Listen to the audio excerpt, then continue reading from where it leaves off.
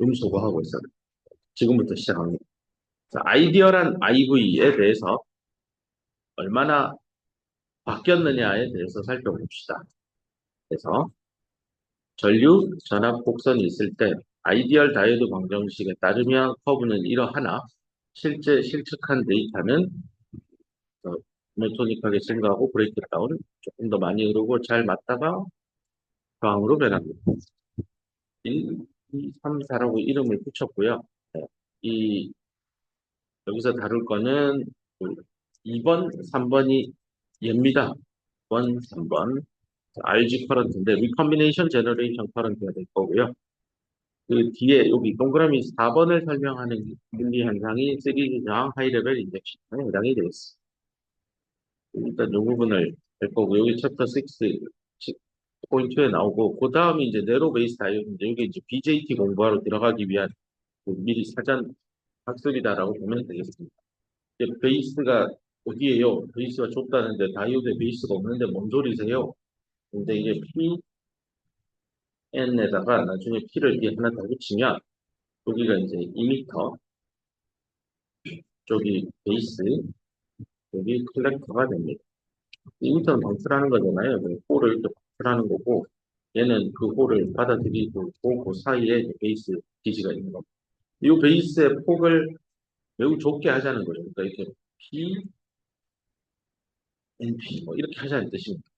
요런 거를 이해하기 위해서 우리가 공부한 PN 다이오드를 만약에 이렇게 설계하면 어떻게 되냐면 이렇게 설계하면 우리가 학습한 대로 여기 접지하고 이쪽에 코드 바이어스를 걸면 전류가 이렇게 흘러갈 텐데 여기는 H 플러스 홀이 넘어와서 디퓨전 되어서 QNR 영역을 봐야 되는데 이 QNR 영역의 끝단이 우리 마이너리티 캐리어 디퓨전 이케이션을 풀 때 이 축을 이 방향을 X 프라임 축이라고 하죠. 프라임이 거의 무한대인 지점에서 그 델타 P 서브 N의 X 프라임이 무한대일 때는 그냥 없다 이렇게 했었는데 이 과정을 부정해야 됩니다. 그리고 이게 무한대라는 컨셉도 안 됩니다. 왜냐하면 QNR, N사이드 쪽에 QNR 영역 자체를 굉장히 좁게 만들어. 이 좁다라는 기준이 바로 요 H 플러스 홀이 N으로 주입된 다음에 확산될 때 그 녀석의 디퓨전 랭스가 있을 텐데 이 디퓨전 랭스보다 짧게 요 X 프라임의 요 끝자락을 XC라고 그때 썼었죠. 컨택되는 지점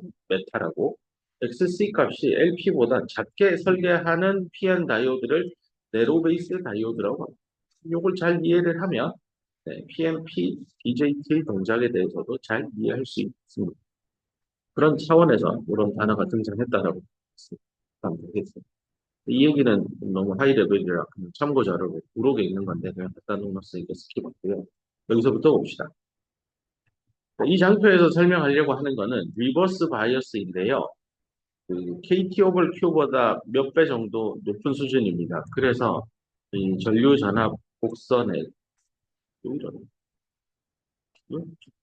전류전압 곡선에서 들어갈게요. 전류전압 곡선에서 리버스인데 공부도 있죠. 저기 세브럴 KT 오브 Q니까 KT 오브 Q가 26mV라고 생각하면 어퓨보다 세브럴이 좀 더 많은 의미가 많아야 0.26V 그러니까 10배 정도까지 쳐다보면 요거예요. 요게 아이디얼이고 요게 리얼이면 요 부분에 아까 동그라미 2번이라고 제가 표현한 요 부분에 대해서 그 원인이 뭘까를 살펴보는 슬라이드입니다. 리버스 바이어스의 에너지 밴드 다이어그램을 그림에 표현했습니다. 여기 P형이고 N형이고 모조리티 캐리어, 여기 소수 캐리어 보이죠? 우리가 학습한 대로 네, 그 공기층에서부터 원 디퓨전 랭스만큼 떨어져 있는 전자가 있으면 확률적으로 주입이 되어서 그 오르막 방향으로 전기장이 있으니 이렇게 충돌하고 에너지를 얻어가면서 홀도 마찬가지고 이렇게 간다라고 학습을 했습니다.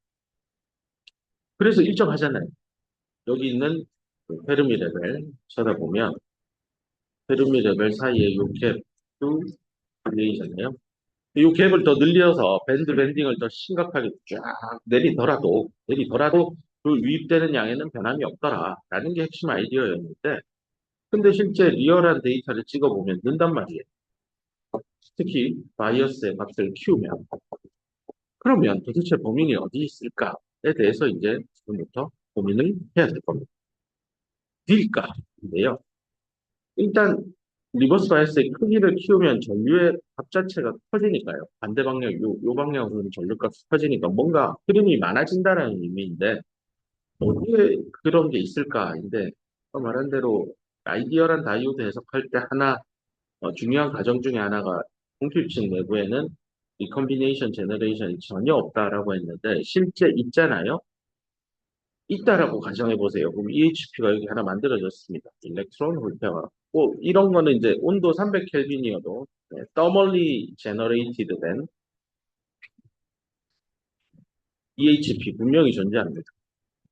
존재하기만 하면 여기 오르막 방향으로 전기장이 있으니까 전자는 이렇게 가속 운동하고 홀은 이렇게 가속 운동해서 이렇게 될 겁니다. 이런 EHP는요. 여기 공기층 안에서 생겨야만 양쪽으로 스플릿되면서 전류의 흐름에 기합니다. 이 안에 여기서 생겨봤자요. 뭐 그냥 생기면 주변에 있는 전자 있고 여기 홀 또 만나고 여기 있는 전자 있고 여기 홀 이렇게 만나서 없어져요. 그러니까 여기 끊임없이 다이내믹하게 분리수연의 다이내믹 시츄에이션에 대해서 설명했습니다. 뭐 EHP가 있습니다만 뭐 전류 흐름에 아무 의미가 없습니다. 근데 공핍층 안에 EHP는 이렇게 리버스 바이어스가 걸렸을 때는 분명히 IN, IP로 표현되죠. N에서 P 방향의 전류 흐름에 일정 부분 추가적인 전류 성분으로 작동합니다. 또 하나 특징적인 것은 EHP가 생기는 영역이 디플리션 영역 안에서 일어나는데 이 리버스 바이어스를 더 그러니까 VA를 더 음으로 당기는 거죠. 0에서부터 마이너스 방향으로 낮추면 이 공핍성의 폭 역시 계속 확장됩니다. 확장이 되면 total number of thermally generated EHP 총 열적으로 발생된 EHP 숫자는 늘 겁니다.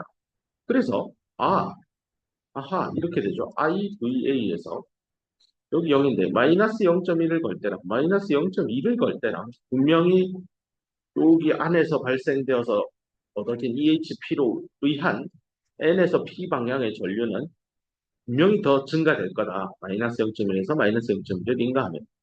고로 여기에서 요만큼 전류값이 찍혔으면 마이너스 0.1에서 좀 더 높은 수준의 여기에 데이터가 찍혀야 돼요. 마이너스 0.3까지 가면 더 높은 게 될 거예요.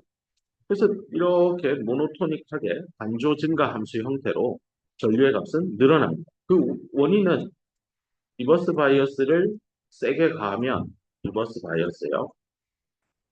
세게 가면 공필층의 폭 W도 덩달아 늘어나고 그 결과 요 EHP의 총 숫자도 늘어나게 되고 그 결과 여기 일렉트론과 홀이 생성되는 총량이 능히 좌우로 스플릿되는 현상은 더 많아질 거고 그 결과 IN과 IP는 늘어나니 그것이 토탈 전류값 I에 반영이 될 겁니다.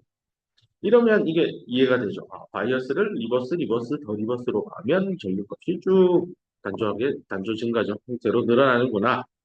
이해가 됩니다. 근데 만약에 이 디플리션 영역 안에, 요 영역 안에 이런 EHP 없다라고 가정해버리면 지금 내가 말한 이런 거 아무짝에 쓸모없는 설명이고 그러면 오로지 요놈에 의해서 그리고 요놈에 의해서만 리버스 바이어스 전류가 흐르겠죠. 그러니 요렇게 일정하게 흐르겠구나. 이 말이 돼. 그래서 고등학교 시절에 다이오드는 리버스 바이어스, 역방향으로 바이어스를 보면 전류가 흐르지 않는다. 또는 아주 미미하지만 리버스 바이어스의 값에 무관하게 일정하게 하지만 아주 작은 값으로 흐른다. 그거는 이상적인 다이오드에서 맞는 얘기고요. 실제 현상에서는 그렇지 않습니다. 전류가 이렇게 늘어납니다. 물론 그 늘어나는 폭이요. 앞에 그려놓은 거에 따르면 늘어나는 폭이 이 정도면 브레이크다운은 더 가파르게 지수함수적으로 늘립니다. 그리고 늘어나는 정도는 브레이크다운에 비하면야 뭐 낮은 수준이지만 그래도 늘어납니다. 동그라미 2번에 대해서 설명했습니다. 원인은 thermally generated 된 EHP 때문입니다. 그래서 이런 전류를요 사람들이 여기 이제 전자 홀이 이렇게 생기면 이렇게 분리되어서 흐르니까 이렇게 해서 추가되는 전류 값을 IN, IP를요 제너레이션 커런트라고 합니다. 안 쓸게요. 제너레이션 커런트. 그래서 아까 동그라미 2번에 왜 그래요 하면 제너레이션 커런트 때문입니다. 물론 리컨비네이션도 일부 될 겁니다. 뭐 생겼다 이렇게 내려오고 여기 홀이 뭐 여기서도 생기면 요 놈이랑 없어지기도 하는 이벤트도 당연히 동시다발적으로 생기지만 메인 흐름은 이런 EHP가 생겨서 좌우로 분리되어서 유발되는 생성 전류입니다. 제너레이션 커런트. 동그라미 2번 다 했습니다. 자, 이제 동그라미 3번 갑시다. 사실 이거를 여러분이 스스로 생각해 와서 고민한 다음에 강의를 들으면 정말 좋지만 아무도 그렇게 안 할 거기 때문에 이게 리얼이고 이게 아이디얼입니다. 리얼이 이제 이렇게 되겠죠. 이 부분 볼 겁니다. 아까 전에 말한 동그라미 3번입니다. 왜 실제 데이터를 찍으면 포워드 바이어스에서 전류가 좀 더 흐르느냐? 그래서 포워드 바이어스일 때 전류가 왜 더 흐를까에 대한 얘기인데 여기서 강조하고 싶은 건 포워드가 스몰한 수준일 겁니다. 스몰 포워드일 겁니다. 즉 리얼하고 아이디얼 방정식이 잘 맞아지기 전 네, 생각보다 작은 수준의 포워드 바이어스 영역에서 무슨 일이 일어나길래 리얼 데이터가 아이디얼보다 클까? 또 밴드 다이어그램을 그려보겠습니다. PN에 이번에는 딱 봐도 여기 페르미 레벨이 반대 방향으로 휘어져 있죠. 요 부분이 QVA일 겁니다. P형이 더 아래쪽으로 가 있고 N형은 올라가 있습니다. 우리가 학습한 대로 네. 이 경우에는 요 에너지 장벽이 QVBI에서 내가인간 포워드만큼 낮아져서 원래는 요 놈만 가던 게 요 밑에 놈까지 손잡고 같이 갑시다 해서 전류가 와장창 흐릅니다. 요 이제 지수 함수적인 배열을 하고 있기 때문에 에너지를 한 칸, 두 칸, 즉 전압을 리니어하게 올리면 전류의 흐름에 참여하는 캐리어, 전자나 홀의 개수는 기하급수적으로 늘죠. 분비급수의 합의 형태로 늘립니다. 그렇게 해서 전류가 기하급수적으로 이렇게 뻥 하고 터진다는 걸 공부했단 말이에요. 근데 왜 리얼 데이터를 찍으면 여기 더 나오느냐? 원인이 뭘까를 보면 요 놈입니다. 요 놈. 스몰 보드이기 때문에 요 놈은 아직까지는 요 장벽이 꽤 높아가지고 못 가고 빠꾸입니다. 요 놈도 문제입니다. 요 놈도 이렇게 해서 빠꾸입니다. 아직은 이 장벽이 충분히 낮춰지지 않아서 밸런스 밴드 안에 있는 모든 홀들이 전류의 흐름에 참여하지는 못합니다. 마찬가지로 N형에 있는 컨덕션 밴드에 있는 모든 전자가 이 전류의 흐름에 참여할 수준까지 보드 바이어스를 강하게 가하지 않고 스몰, 약하게 가한 겁니다.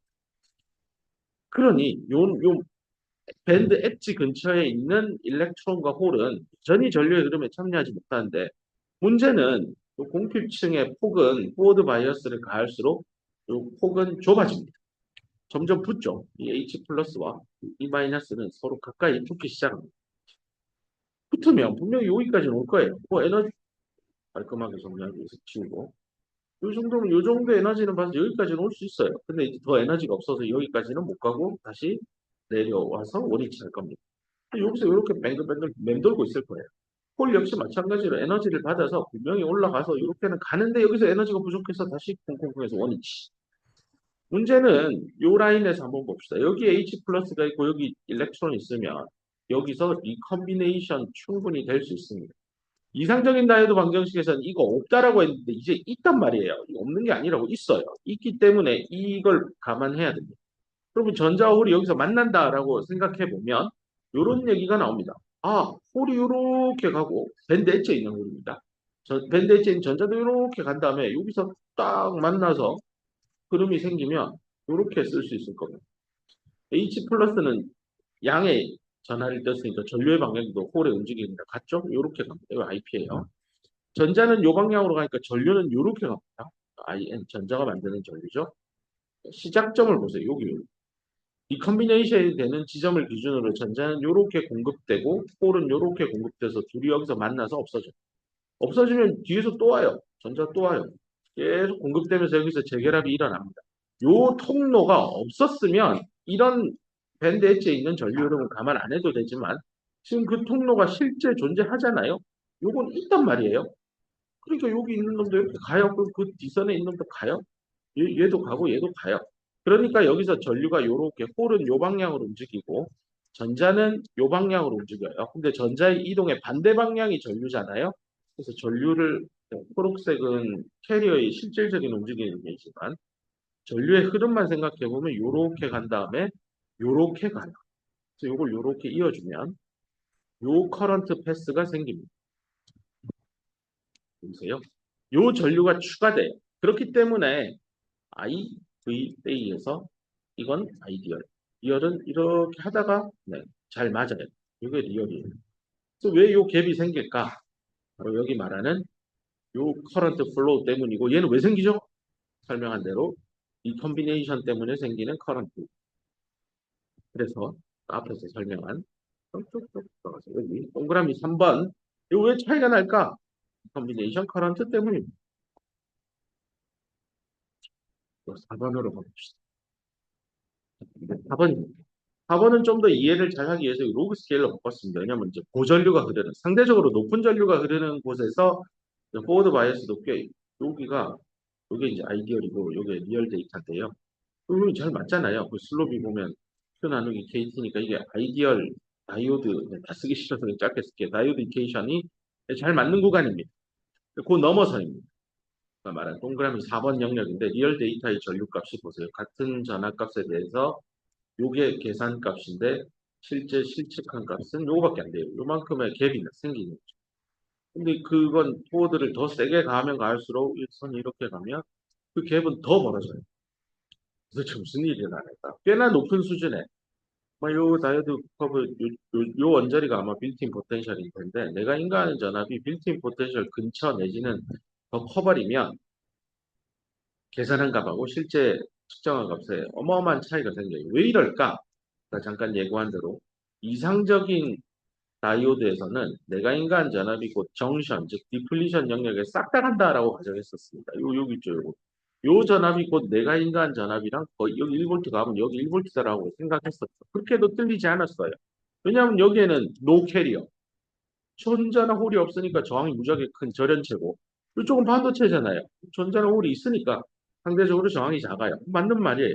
근데 문제는 이 전압이 1볼트가 아니라 뭐 한 10볼트 됐다고 합시다. 빌트인 포텐셜이 뭐 우리 뭐 적당히 여기 10에 17승, 17승 도핑하면 16, 40이니까 0.84 정도 나오잖아요. 대략 그냥 1 잡고 그 빌트인 포텐셜이 10배 정도 가했다고 생각하면 10볼트가 여기 정션에 다 가느냐? 아니라고요. 왜냐하면 10볼트에 해당하는 전류값이 상당하기 때문에 여기 전류에다 여기 비록 표현할 영역의 저항이 작지만 I는 크고요. 저항값 이게 P 타입 이거는 작더라도 둘을 곱하게 되면 큰 놈에 작은 놈 곱하면 상당한 값이 나옵니다. 그래서 10에서 요 IR 드랍이죠.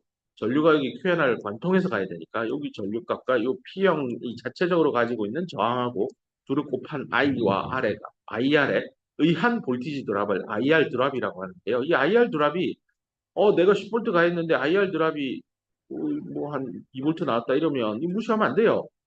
2볼트 덜어내야지. 근데 이거 무시하고 10볼트 줬으니까 정시에 10볼트 가요. 이러면 틀린다. 틀린 대로 하면 요 아이디얼 다이오드 커브 라인 따라서 계산한 전류값이 나오고요. 근데 실측한 값은 이거 10볼트 줬지만 실제 정션에 걸리는 건 내 거요. IR 드라이브 볼트 빼고 8만 가해야 돼. 그래서 여기에 10이지만 실제 8에서 계산해가지고 이거 딱 하면 계산한 값 여기죠. 여기 점선 라인. 그 계산한 값하고 여기 실측한 값하고 거의 똑같죠. 요만큼이 아마 IR 드랍이 생긴 흔적일 겁니다. 그래서 그거를요 맞추는 겁니다. 델타 V하고 I하고 내가 여기에 IR 드랍이 생긴 정도하고 실측하고 있는 전류하고 맞추어서 그 데이터를 찍어서 그 기울기로부터 여기 있는 QNR 영역의 저항값이 얼마이구나를 추정해내는 겁니다. 내가 여기만 강조했는데 실제로 여기 측정된 값은 여기 N형 쪽의 시리즈 저항도 포함해야 될 겁니다. 그래서 원래 이 시리즈 저항은 RP 사이드와 RN 사이드를 합친 값이 데이터로 찍혀 나올 겁니다. 물론 P형과 N형 자체의 저항값 계산할 수 있을 겁니다. 요거의 단면적 있을 거고 그 다음에 요거 자체의 도핑 농도를 아니까 컨덕티비티 계산할 수 있죠. 컨덕티비티 Q, mu, NN 더하기 Q, mu, PP 해가지고 계산하면 되고 그 시그마를 알면은 역수를 취하면 리지스티비티를 알 거고 리지스티비티에다가 저 단면적하고 그다음 여기 QNR 영역의 길이 물리적인 길이를 곱하면 이게 저항값이 나올 겁니다. 계산하면 됩니다. 그럼 몇 옴 하고 뜹니다.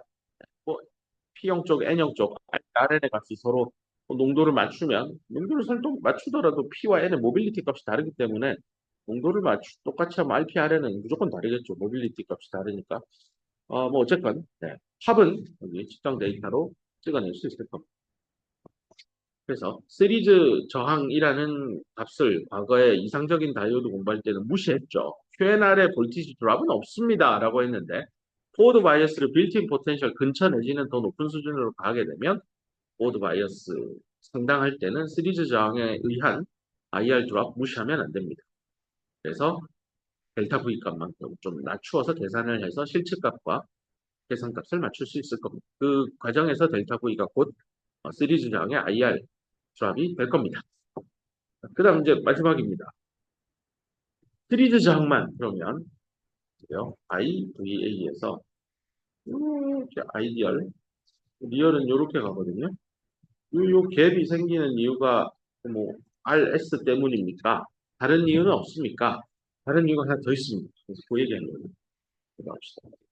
이거는 이 타이틀을 보면 뭔가 친근한 단어가 나옵니다. 내가 앞에서 공부할 때는 로레벨 인젝션, LLI에 대해서 공부했는데, 이번에는 하이레벨이네? 로레벨 인젝션하고 하이레벨 인젝션, 이 단어가 등장합니다. 로레벨 인젝션의 반대말일 겁니다. 낮은 수준의 주입에서 높은 수준이니까 낮고 높고는 반대의 컨셉이니까요. 로레벨 인젝션이 뭐였지를 한 번 더 머리에 떠올려 보면, PN 다이오드에서 포드 바이어스를 가했을 때 홀이 이렇게 넘어가서 N형 반도체 안에 원래 전자가 많죠. 여기 홀이 들어왔어요. 이 들어온 홀로 인해서 다수 캐리어인 전자 농도가 변하면 그러면 하이레벨 인젝션이에요.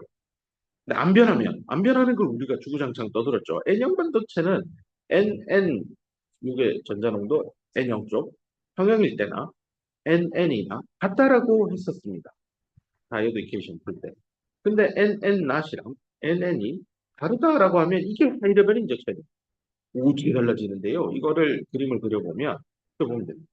여기를 x 이퀄 xn이라고 보고 여기를 위치로 보고 여기 뭐 n 또는 p의 농도를 나타낸다라고 하면 이 P형에서 N형 쪽으로 홀이 주입이 되면 이렇게 해서 이 커브가 이제 PN이라고 합시다. X에 대해서 뭐 프라임 축으로 바꿔도 됩니다. X 프라임 여기 함수고 이렇게 되고 그 다음에 여기가 N을 X 프라임에 됐죠. NN이죠.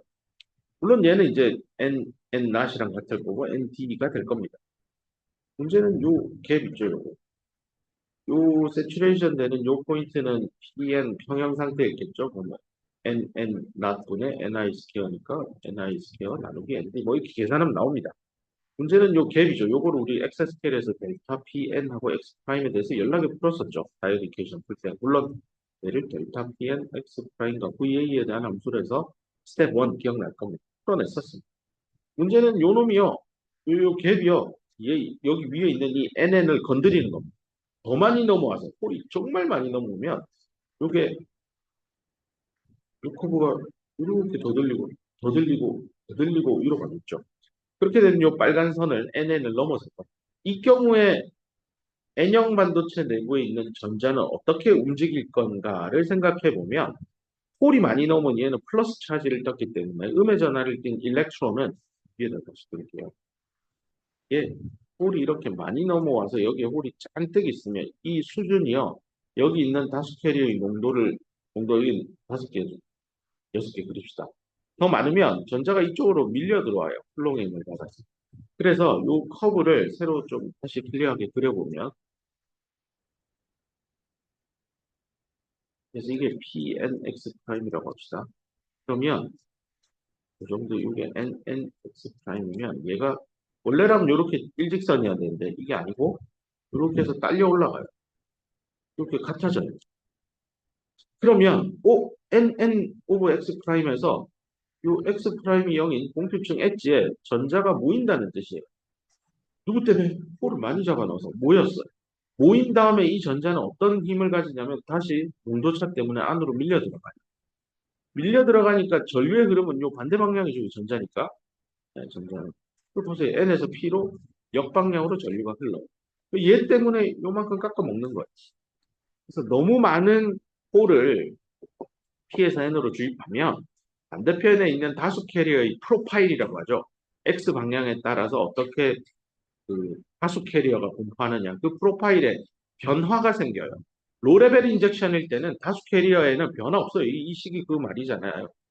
변화가 없는데 하이레벨 인젝션 상황, 즉 포워드 바이어스를 빌트인 포텐셜보다 더 높은 수준으로 가면 다수 캐리어 농도 프로파일에 변화가 생기고 그로 인해서 디퓨전 커런트가 생기고 그 디퓨전 커런트의 방향은 N에서 P 방향, 즉 다이오드 커런트의 이상적인 다이오드 커런트의 값에 마이너스 효과가 나요. 그래서 더 작은 수준의 전류가 될 수밖에 없어요. 이 얘기가 핵심입니다. 상당한 수준의 도핑 농도 차가 생깁니다. 누구의 마이너리티가 아니에요. 모조리티 캐리어의 농도 차가 생깁니다. 그로 인해서 모조리티 캐리어의 선 전류가 다이오드 커런트를 줄여줘요. 이상적인 값에서부터 낮추어줘요. 그 얘기입니다. 그래서 시리즈 저항이랑 HLI는 동시다발적으로 감안해주면 되겠습니다. 그래서 다시 이 데이터를 살펴보면 이제 하나하나 이해가 될 겁니다. 아, 이 부분은 잘 맞는 구간, 이상적인 것과 리얼이 잘 맞는 구간, 아주 좋아요. 행복한 구간입니다. 근데 원래 이렇게 되는데 여기 더 나오는 건 아까 말한 리컨비네이션 커런트. 이거 원래 이렇게 가야 되는데 전류가 덜 나오는 이유는 하이레벨 인젝션 및 시리즈 저항 효과. 여기 원점이니까 여기도 원점에서 이제 반대편 리버스를 보면 원래는 이렇게 쭉 해서 이게 아이디얼인데 이 리얼 데이터를 보면 왜 이렇지? 아 이렇게 늘어나는 이유 요거 제너레이션 커런트 이거 왜 이렇게 갑자기 흘러요? 브레이크 다운 하나하나 이해가 될 겁니다. 티켓 툴을 통해서 한번 이걸 실습을 해보고 왜 그런지에 대해서 한번 밴드 다이어그램도 티켓 툴에서 다 그려줍니다. 그건 직접 데이터 뽑아보고 눈으로 확인하기 바랍니다. 현장에서 실제 쓰는 센토로스 시납시스 회사의 센토로스 이용해서 직접 개별 과제로 수행할 예정입니다. 네.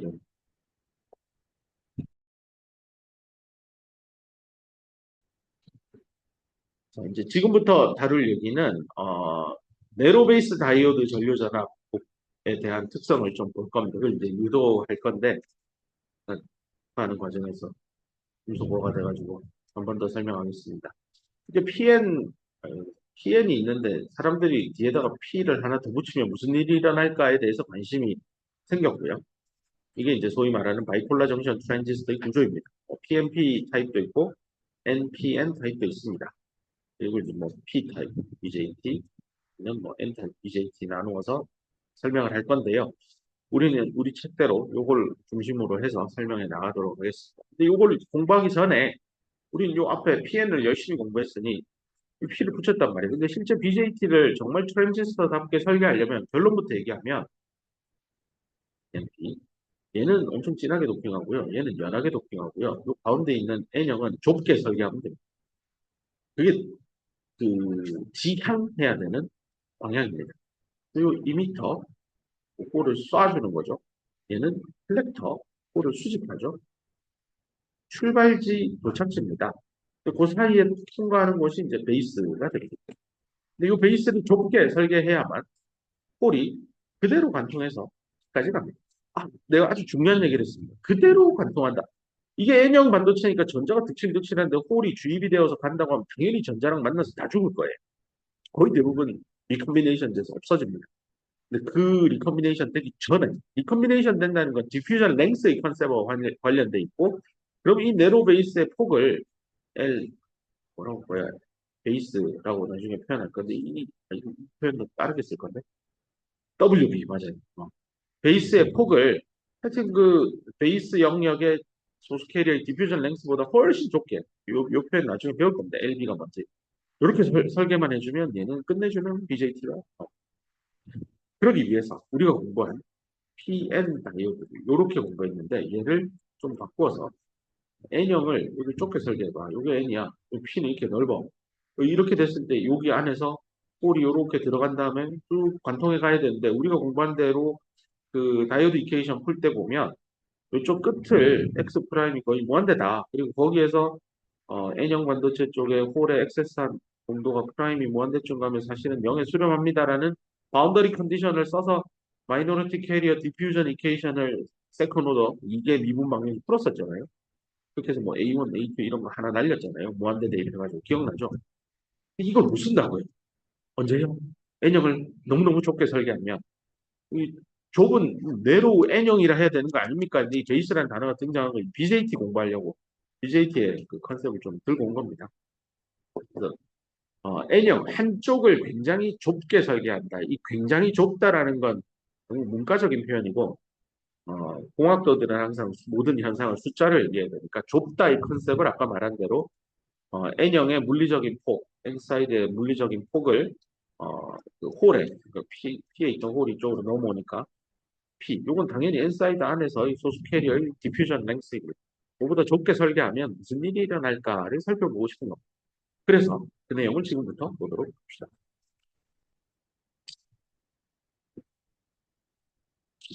금방 봅시다. 그러면 그 아마 이 델타 PN을 X 프라임으로 해서 DDX 프라임을 두 번 미분한 것이 자기 자신이 나옵니다라고 하고 거기에 디퓨전 랭스 제곱 뭐 이게 세컨 오더 리니어 디퍼런셜 이케이션 형태를 띈 소스 캐리어 확산 방정식이었습니다. 그 확산 방정식을 풀 때 경계 조건으로 요렇게 두 개 있었던 거 기억날 겁니다. 여기서 하나 달라지는 게 얘입니다. 보세요. PN에서 요 끝을 잘랐죠. 원래라면 이렇게 충분히 긴데 이게 없어졌다는 겁니다. 충분히 요 N형을 좁게 설계하고 그 끝자락을 요 축이 이거 오타 났네. 요게 2 프라임이고 요게 1 프라임이에요. 네.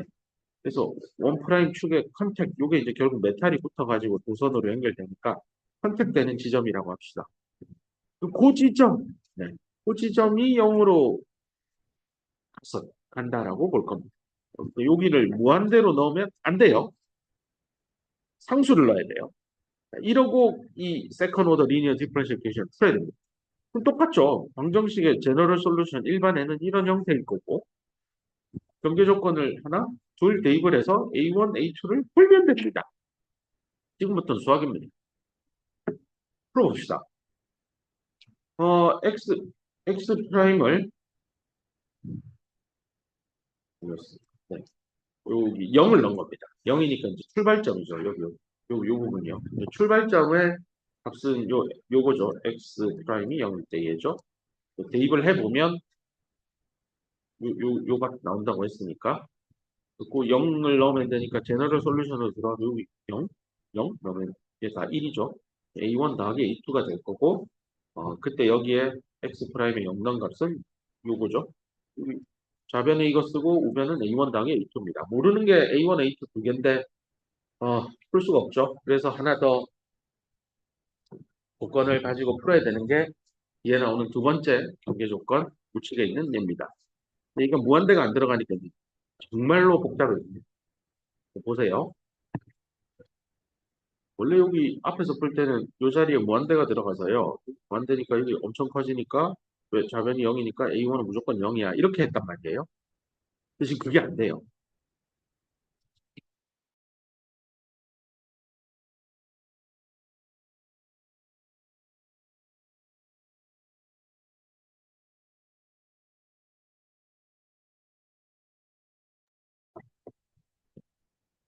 요 부분이 지금 문제예요. 앞에서 다이어드 이퀘이션 풀 때는 얘가 0이어서 그럼 A1은 무조건 0이네요. 그럼 얘가 0이니까 자연스럽게 A2가 이겁니다 하고 쉽게 갔는데 지금 그럴 상황이 아니에요. 요렇게 써야 돼요. 이걸 아직 죽이지 못하고 요 X 자리에 XC 프라임을 다 잡아놓은 요렇게 보면 에이 뭐 이거 그냥 모르는 거 두 개고 식 두 개니까 2원 2차 연립 방정식 중학교 때 배운 거네요. 맞아요. 문제는 요 델타 PN 0이요. 저렇게 써놓으니까 별거 아닌 것 같지만 요 동그라미 얘를 들고 와서 써야 돼요. 식이 꽤 복잡하죠. 여기다 대입을 해요. 그러고 나서 집에 가서 A1은 얼마, A2는 얼마 하고 계산해 보세요. 그런 다음에 A1, A2 다 구해서 원래식 여기 좀 미분 방정식에 요거 A1, A2 구해가지고 이거 대입해가지고 식을 쫙 쓰면 이렇게 나옵니다. 여기까지. 구간은 이게 이제 N형 반도체 아닙니다. 그죠? Tn에서 공표층 시작되는 프라임이 0에서부터 요 H까지 X 프라임이 X, C 프라임이 요 구간 안에서 델타 PN 포워드 바이어스 볼 때고 요렇게 넘어오면 요 N형 좁은 네로 베이스 안에 있는 홀이 어떻게 X에 대한 함수로 표현되느냐 식인데 보면 와 더럽게 복잡합니다. 해보세요. 집에 가서 꼭. 네, 오늘은 시간이 없어서 못 풀어주는데 뭐 그냥 중학교 수학입니다. 여기서 이제 한 가지 식을 단순화하기 위해서 요걸 들고 올 겁니다. 요게 H인데요. 하이퍼입니다. 하이퍼 사인입니다. 사인인데요. 그냥 하이퍼 사인의 정의입니다. 2분의 exponential x 빼기 2분의 마이너스 이렇게 정의할 겁니다. 근데 여기 있는 요 분자 분모식을 보면 둘 다 나누기 2 나누기 2를 해주면 네. 하이퍼 사인을 써서 표현할 수 있겠다가 눈에 보일 거고, 요 위에 있는 식을 이렇게 하이퍼 사인으로 바꾼 겁니다. 이렇게 바꾸는 이유는요, 우리가 다이오드 이퀘이션 유도할 때 이게 스텝 1에서 얻어낸 거고 스텝 2 가면 디퓨전 이퀘이션 풀어야 되니까 얘를 미분을 한번 했었어요. 결국은 여기 있는 요 놈을 미분을 하려고 봤더니 이게 엑스포넨셜이 분자 분모에 다 있으니까 너무 어려워요. 하이퍼 사인으로 바꾸고 수학에서 하이퍼 사인 한번 이거를 ddx 걸어서 미분하면 어떻게 될까? 요거 미분하면 되잖아요. 미분해 보면 어떻게 돼요? 2분의 엑스포넨셜 더 마이너스 마이너스 없어져서 이렇게 돼요. 요걸 사람들이 하이퍼 코사인 x라고 정의해. 그래서 하이퍼 사인 미분하면 하이퍼 코사인 나. 이거 상관없을 때 사인 미분하면 그 코사인 x 나왔잖아요. 똑같죠? 근데 거꾸로 코사인, 하이퍼 코사인 미분해보세요. 그럼 마이너스를 튀어 내려오면 되니까 사인, 하이퍼 사인 나오죠. 그럼 얘는 하이퍼 코사인을 미분하면 하이퍼 사인. 근데 상관없을 때 코사인 미분하면 사인 안 나오죠. 마이너스 사인 x 나왔죠. 그게 달라요. 그 부호가 좀 차이가 나요. 삼각함수에서는 사인, 코사인, 미분 서로 왔다 갔다 할 때 마이너스 있고 없었는데 하이퍼 사인과 하이퍼 코사인은 그냥 미분하면 반대편 나오고 또 반대편 미분하면 원래 거 나오고 이래요. 이게 구조가 그래서 그렇습니다. 그래서 그 컨셉을 이용해서 이 놈을 식을 썼습니다. 식을 써서 델타 PN, XS, N형 반도체 안에 소수 캐리어가 얼마나 과도하게 평형 대비 있느냐를 식으로 쓴 거인데 여기서 요 슬라이드에서 하고 싶은 건 그 네로우 베이스로 지금 풀었는데 원래 롱 베이스 이게 이제 우리가 생각한 아이디어란 PN 다이오드입니다. 롱 베이스로 했을 때 그러려면 XC 프라임 자리 무한대로 극한으로 보내면 되겠네. 여기다 이게 리미트 XC 프라임 무한대로 보내서 극한을 취하는 겁니다. 그리고 무한대 단어라는 겁니다. 이러면 이제 수학 시간에 배운 극한에 대한 컨셉만 알면 이 계산하면 이거 앞에서 다이오드 이퀘이션 할 때 풀었던 그 식입니다. 똑같이 나오는 걸 확인할 수 있습니다. 그러고 나서 그럼 다시 돌아봐. 아까 그럼 극단적으로 XC 프라임인데 이번에는 극단적으로 EN 다이오드를 만드는데 이 N형을 진짜 뭐 여기가 한 1 마이크로미터면 여기는 1나노. 근데 1 되게 1나노도 아니야. 0.00001 나노.